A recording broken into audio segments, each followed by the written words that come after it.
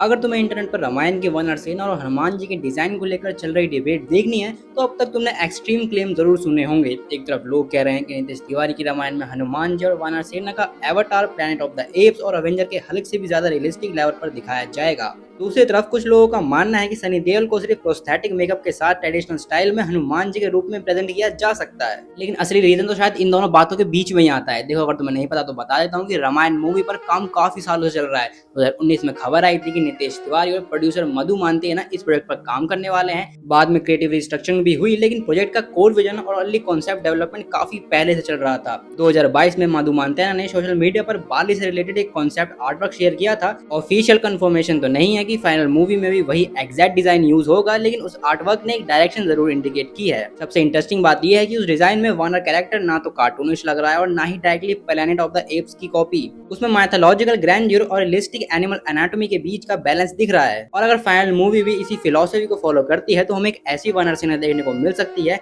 जो India mythology के essence को प्रिजर्व करे और साथ ही मॉडल विजुअल के इफेक्ट का फायदा भी उठाए। और अब आते हैं सबसे बड़े कैरेक्टर यानी हनुमान जी पर, और इनको लेकर जो सबसे ज्यादा पूछा जा रहा सवाल है वो ये है कि सनी देओल को एक्चुअली हनुमान जी के रूप में ये लोग दिखाएंगे कैसे। क्या वो धारा सिंह जी की तरह प्रोस्थेटिक मेकअप का यूज करेंगे या फिर एक फुली डिजिटल कैरेक्टर होंगे? क्योंकि मॉडल फिल्म मेकिंग को देखा जाए तो सबसे प्रैक्टिकल अप्रोच एक हाइब्रिड मॉडल ही लगता है। और हॉलीवुड की भी काफी ज्यादा लेजेंडरी मूवी ने भी यही कॉन्सेप्ट इस्तेमाल करा है। जैसे कि एवाटार ने डिजिटल स्किन रियलिज्म को डिफाइन किया था, प्लैनेट ऑफ द एप्स ने इमोशनल परफॉर्मेंस कैप्चर को नेक्स्ट लेवल पर पहुंचाया, और एवेंजर्स के हल्क ने दिखाया कि कैसे एक एक्टर परफॉर्मेंस को एक जायंट डिजिटल कैरेक्टर में कन्वर्ट किया जा सकता है बिना इमोशन लूज करे। और यही एक बात है कि जब भी रामायण के हनुमान जी की बात होती है तो इन तीन फ्रेंचाइज का जिक्र हमेशा होता है। एवाटार से एक लेसन मिलता है कि रियलिज्म सिर्फ टेक्सचर से नहीं आता, सरफेस स्कैटरिंग जैसे टेक्निक स्किन के अंदर लाइट को नेचुरली बिहेव करने देती है, जिस वजह से डिजिटल कैरेक्टर प्लास्टिक नहीं बल्कि लिविंग बीइंग जैसे लगते हैं। प्लैनेट ऑफ द एप्स एक इंपॉर्टेंट चीज सिखाता है कि ऑडियंस मसल या फिर फर्ज से इंप्रेस नहीं होती, ऑडियंस इमोशन से कनेक्ट करती है। और अगर इस मूवी में हनुमान जी कैरेक्टर को लेके वही एक्सप्रेशन दिया गया है जो कि हम फिल्मों में देखते हुए आए हैं,